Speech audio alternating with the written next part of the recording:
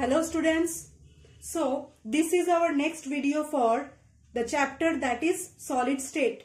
So in our previous video we have learnt about different types of close packing. Okay, we have learnt about one-dimensional, two-dimensional and three-dimensional close packing. So in our today's class we will discuss about interstitial voids. So first we have to know about void. So what are voids? So already we have discussed a very little in our previous class. Void means what?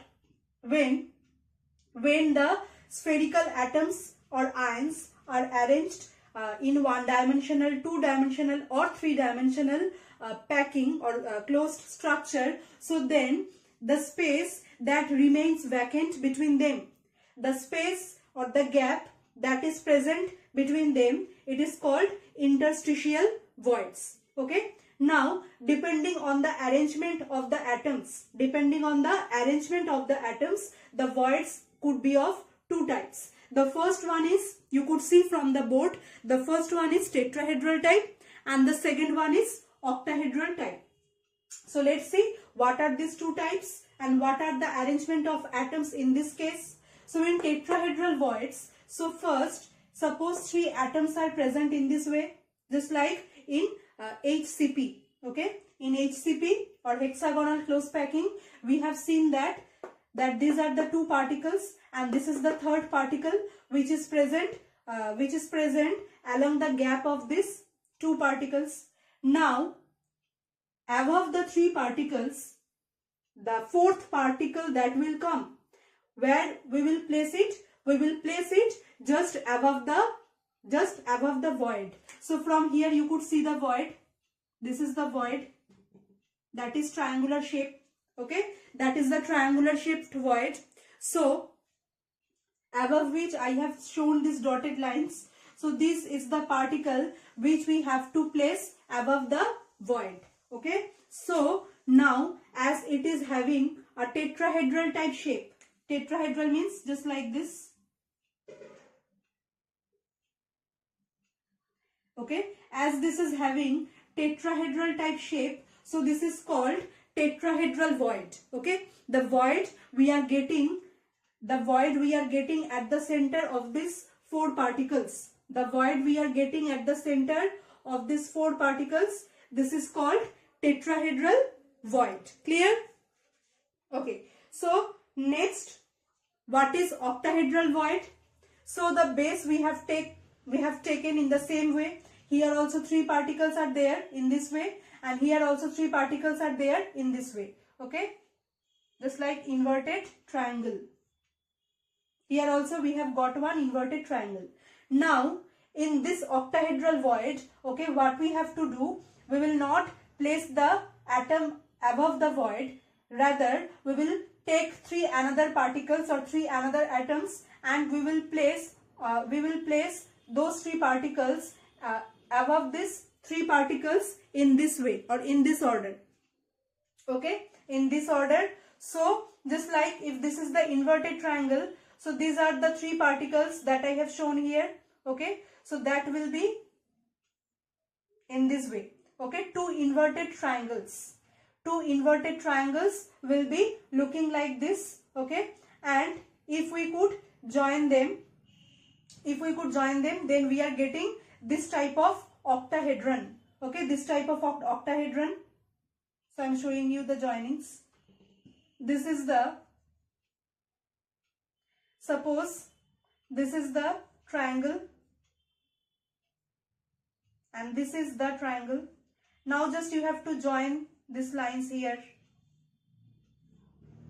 All the lines you have to join. Okay, all the points, actually not lines, all the points you have to join to get this octahedron. This is called tetrahedron. Okay, this type of shape is called tetrahedron and this type of shape is called octahedron, at the center of which we are getting the void. Okay, so this void is called octahedral void. Clear?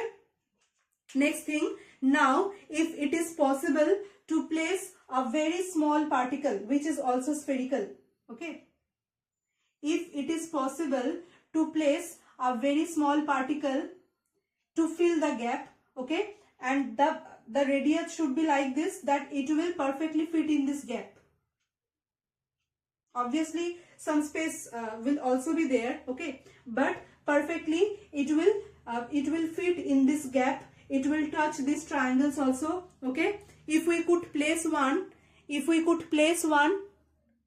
particle here, and if the radius of the particle is, if the radius of this small particle is smaller, and if the radius of these particles, if these are capital R, so the radius of this small particle divided by the radius of this larger particles, it will be equal to 0.225.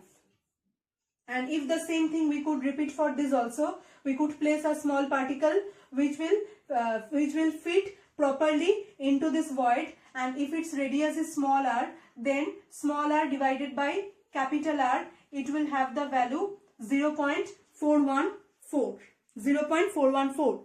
So from this value of r by r, you could guess that which void is having larger space, as because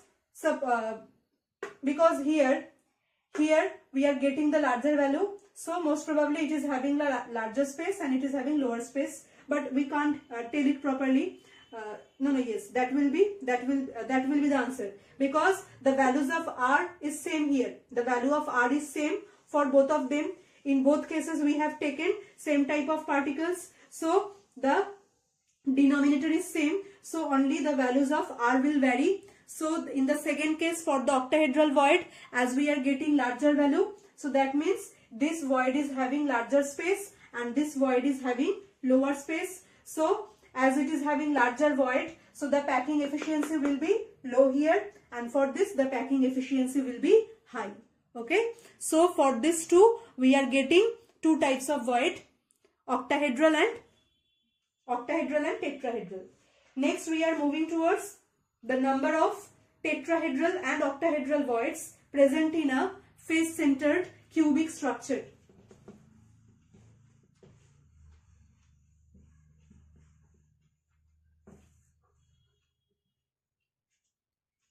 The number of octahedral and tetrahedral voids present in the FCC structure.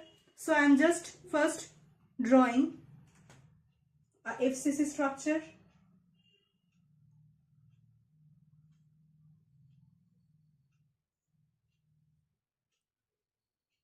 I am trying to draw it properly so that you could understand it clearly.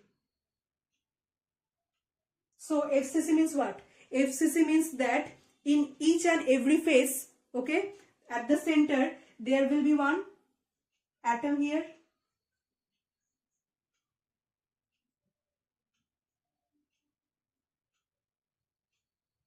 one, two, three, four, five. At the below there will be also there. So now if we could draw lines like this by joining their centers. The diagram is not proper actually.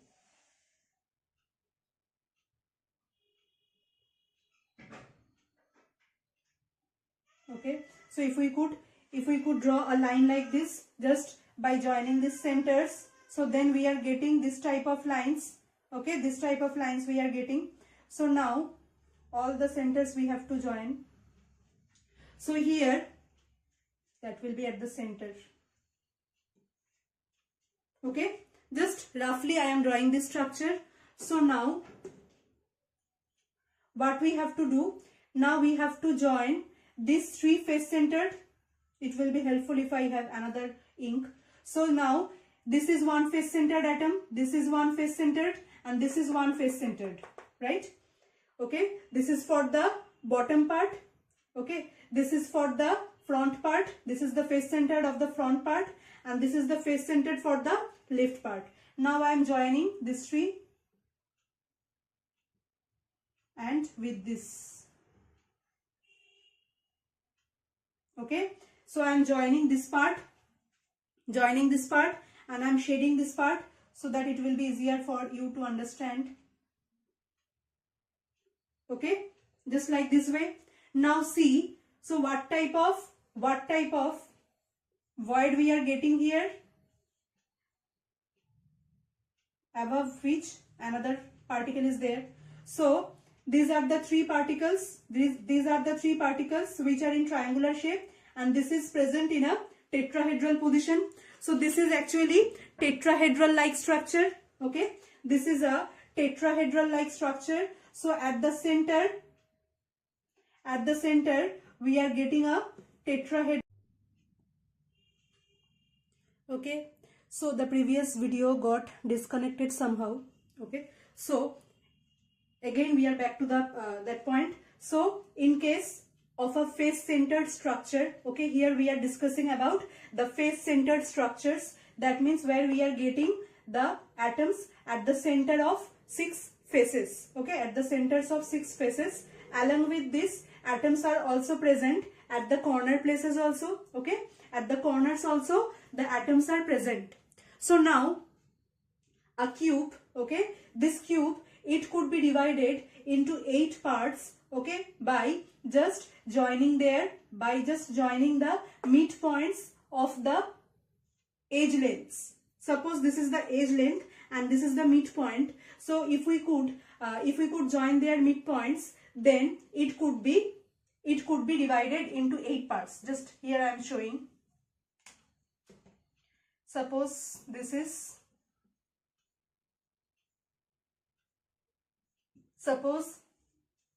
the cube. Now if we could join their centers,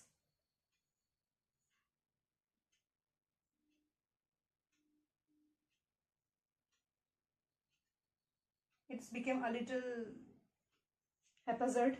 So if we could join all their centers, then this total cube could be divided into 8 parts. Okay, these 2 cubes, these 4 cubes in the front part and these 4 cubes in the back part. Okay, just like you are having a cake which is cubical shape, which is cubical in shape. Now if you could cut it along the middle place, then you could get 4 pieces. Okay, you could get 8 pieces. You could get 8 pieces from it. Now in any one piece, okay,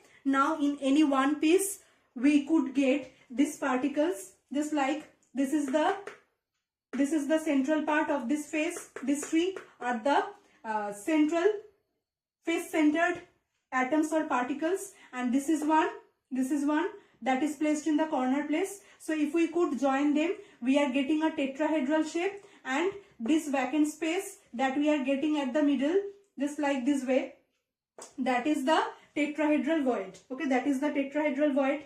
So for each part, so how many total pieces are there? There are total 8 pieces. Okay, there are total 8 parts present in the unit cell. Total 8 parts are present in the 1 unit cell.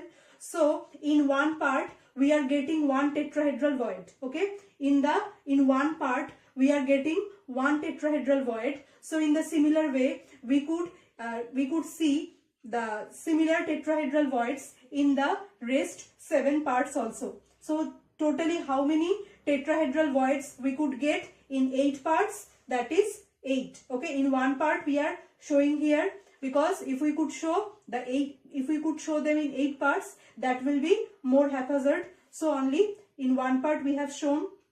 But if we could cut it into 8 pieces, then in each and every piece we are getting 1 tetrahedral void at the center, just like this. So total number of tetrahedral voids we are getting is 8. And how many particles are present? How many particles are present in face centered structure? How many particles? There are 4. Okay, 4 particles are present. So 4 particles are creating 8 tetrahedral voids. Okay, 4 particles are creating 8 tetrahedral voids. So one particle will create how many void? 8 divided by 4, just unitary method. Okay, so therefore one particle will create how many voids?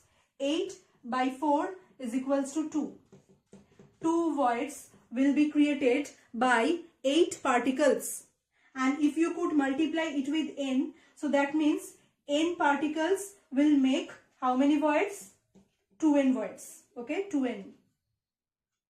If one particle could make 2 voids, then n particle, n could be any number, so n particles will make 2 voids. Okay, so that is for the total number of tetrahedral voids. Okay, in one unit cell, we are getting totally 8 tetrahedral voids, and one particle could make 2 voids. Next, now we are coming to the octahedral void. So how we could make the octahedral void here? So first we have to take all the, first I have drawn this cube here. Now you have to draw all the face-centered atoms. Okay. Now this 3 face-centered atoms I have joined by this line, which make a triangle. You could join in this side or in this side also. Okay. Any three particles or atoms you could join. So it will make a triangle. And the other 3 particles, if you could join, they are making another triangle.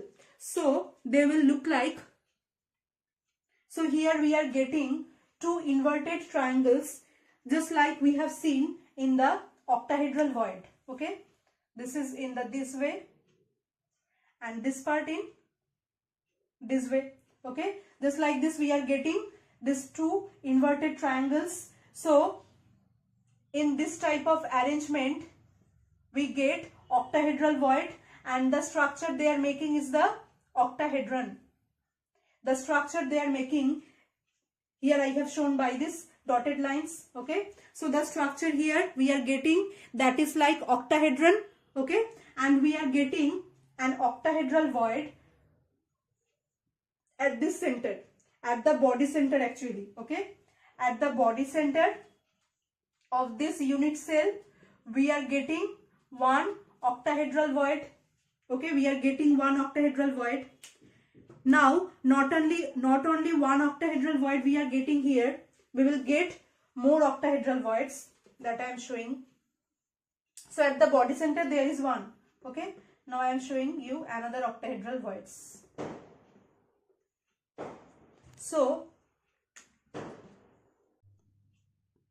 okay, and that diagram that I am just telling that what type of how it is sharing, how the void is being formed at the edge center, how it is being formed. Suppose in this edge, okay, in this edge, so these are the 2 corner atoms, right? These are the 2 corner atoms. Next, this is the face, this is one face, the front face of this unit cell, and suppose there is another unit cell here. There is another unit cell here which is having the front face of this. Okay, which is having this front face. So this is the face centered, this is the face centered atom of this front, and this is the face centered atom of this front. Okay, so now these are 2 face centered atoms of the front faces of this 2 unit cell. This is another face centered atom of this side, okay, of the backward side. So in the front side also we are getting another unit cell, and at the middle there is one atom. Okay, so these are basically 4 face centered, and these are 2 corner atoms. So if we could join them,